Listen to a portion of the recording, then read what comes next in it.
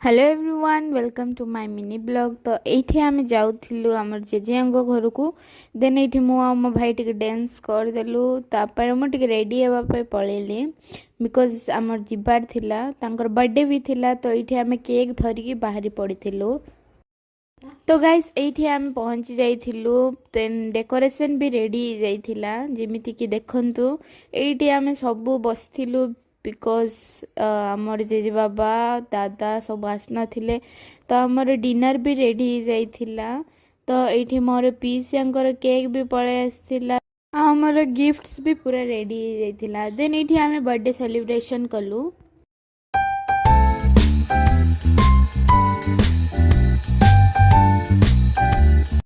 तो गाइस ये आम डिनर रेडी जाइथिला जेमिति कि बिरयानी और चिकेन पकोड़ा मटन। तो हाँ गाइस ये ब्लॉग को एंड कर by weight for my next blog.